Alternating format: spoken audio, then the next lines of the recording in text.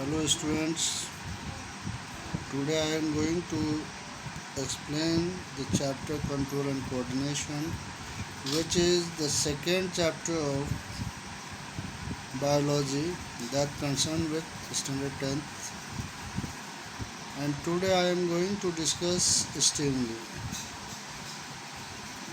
I know few topics regarding transportation and excretion is left, so time to time I will send the video that is based on previous topics, but today I am going to start next chapter and you have to note it down in your notebook, and this chapter is control and coordination. Look here very carefully. तो मैं कह रहा हूँ कि आज chapter control and coordination start कर रहा हूँ। कुछ टॉपिक के वीडियो बचे हुए हैं जो कि फर्स्ट चैप्टर से कंसर्न करते हैं लाइफ प्रोसेस से, जैसे कि ट्रांसपोर्टेशन इन प्लांट, और दूसरा है एक्सक्रीशन। तो उसको हम टाइम टू टाइम जो है बीच बीच में मिक्स करके भेजते रहेंगे। अभी हम लोग जो चैप्टर स्टार्ट कर रहे हैं, जिसका कि नोट्स तुम लोग को नोटबुक में डालना है, लिखना है। देखो स्टिमुली यहाँ पे होता क्या है। तो देखो, external changes that influence living organism, यानी कि एक्सटर्नल चेंजेस अराउंड अस, जो कुछ भी चेंज हमारे आसपास होते हैं जिसके प्रति हमारा बॉडी रिएक्ट और रिस्पॉन्स करता है, उसको हम लोग क्या बोलते हैं, स्टिमुली। जैसे कि अगर हम बात कर ले कि साउंड की ही बात करते हैं पहले, कि साउंड है, अगर आवाज़ आ रही है, अगर वो रेगुलर साउंड है तो रेगुलर साउंड को हम लोग क्या बोलते हैं, म्यूजिक, और इरेगुलर साउंड को हम लोग नॉइज बोलते हैं। तो रेगुलर साउंड होगा यानी कि म्यूजिक होगा तो हमारा बॉडी रिएक्ट और रिस्पॉन्स करेगा। जैसे कि हम गाने गुनगुनाने लगते हैं या फिर हमारे बॉडी में जो है वो मूवमेंट्स होने लगता है, यानी कि डांस ना चाहते हुए भी हमारा जो बॉडी मूवमेंट होता है वो होने लगता है। तो साउंड के प्रति हम रिएक्ट किए, यानी कि अगर वो रेगुलर साउंड है तब भी रिएक्ट करेंगे, और इरेगुलर साउंड है जैसे कि नॉइज होगा तब भी हम रिएक्ट करते हैं। कौन हल्ला कर रहा है, चुप रहो, शांत रहो, तो इस तरह से रिएक्ट करते हैं। तो रिएक्ट और रिस्पॉन्स जिसके कारण भी हम करेंगे वो क्या कहलाएगा, स्टिमुली कहलाएगा। अब जैसे कि टेस्ट की भी बात कर लेते हैं।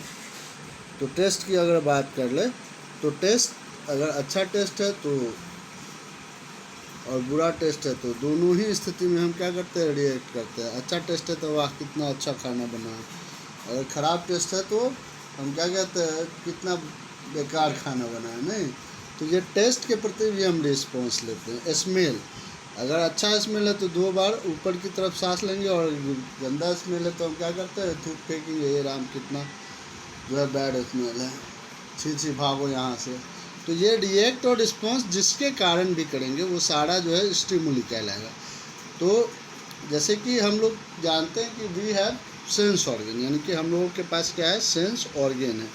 और सेंस ऑर्गन क्या करेगा कि सेंस ऑर्गन क्या होगा कि वो सेंस करेगा, यानी कि किसी भी स्टिमुली को डिटेक्ट करेगा ताकि जो है हम रिएक्ट और रिस्पॉन्स कर पाए।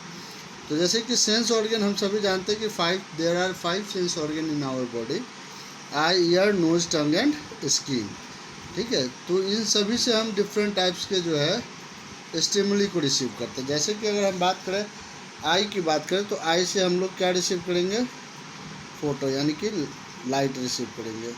ईयर से साउंड रिसीव करेंगे, टंग से टेस्ट, नोज से स्मेल, और स्किन से टच और टेम्परेचर दोनों रिसीव करते हैं। टेम्परेचर भी स्टिमुली है। गर्मी ज़्यादा लगेगा तो हम क्या करते हैं, एसी का हवा लेते हैं, फ़ैन खोल देंगे, और वही जो है ज़्यादा ठंड लगेगी तो हम लोग कपड़े यानी कि ब्लैंकेट यूज करेंगे। तो टेम्परेचर भी जो है वो स्टिमुली ही है। तो different sense organ senses different types of stimuli. अब अगर हम बात कर रहे हैं रिसेप्टर की बात करें तो हमारे जो सेंस ऑर्गन है, 5 सेंस ऑर्गन, इसमें एक रिसेप्टर होगा, यानी कि स्पेशलाइज्ड सेल होंगे जो कि रिसीव करता है स्टिमुली को, और उसको हम लोग रिसेप्टर बोलते हैं। रिसेप्टर जैसे कि अगर हम बात कर ले, जिसको कि दो को याद रखना ज़रूरी है एग्जामिनेशन और बोर्ड पॉइंट ऑफ व्यू से। पहला जो है वो olfactory receptor. Olfactory receptor nose में होता है, स्मेल को डिटेक्ट करेगा, ठीक है। गैस्टिटोरी रिसेप्टर जो कि टंग में होगा,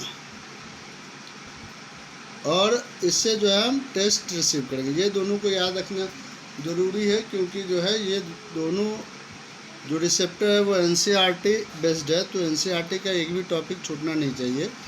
अब इसके बाद देखो कि यहाँ पे हम लोग देख पा रहे हैं, ये है फोनो, PHONO, फोनो रिसेप्टर और ऑडियो रिसेप्टर। फ़ोन, कान में फ़ोन लगाते हैं या फिर ऑडियो कान से सुनते हैं, तो कान में ये ऑडियो रिसेप्टर और फोनो रिसेप्टर। और फोटो रिसेप्टर यानी कि लाइट कहाँ से रिसीव करेंगे, आई से, तो फोटो रिसेप्टर आई में होगा। और थर्मो रिसेप्टर यानी कि temperature we receive temperature from skin, and thigmo यानी कि touch also we detect from skin, that is why thermoreceptor and thigmoreceptor we can say present in the skin region।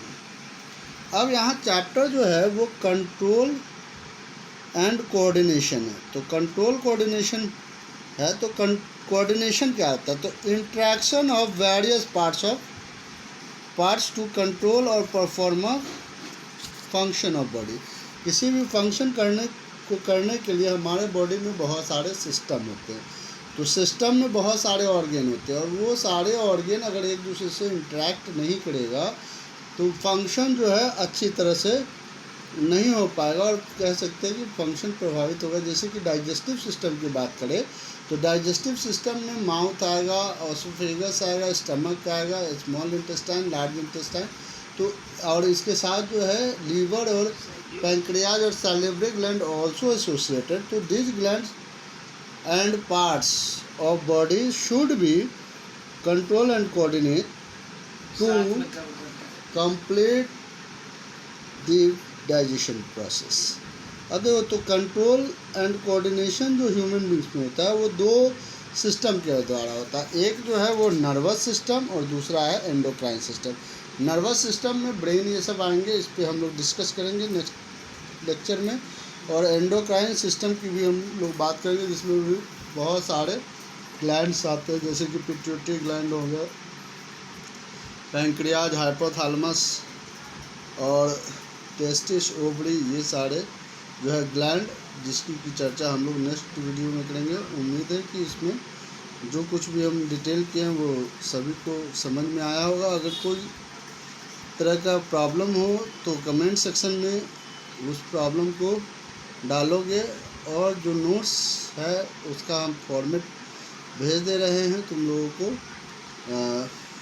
Photo और PDF के format में, ठीक है। तो वहाँ से उसको नोट डाउन करना भी ज़रूरी है, ठीक है। तो उसको नोट डाउन करने के बाद फिर इस वीडियो को देखोगे और क्लियर हो जाएगा सारा डाउट तुम्हारा, ठीक है। Thank you, have a nice day.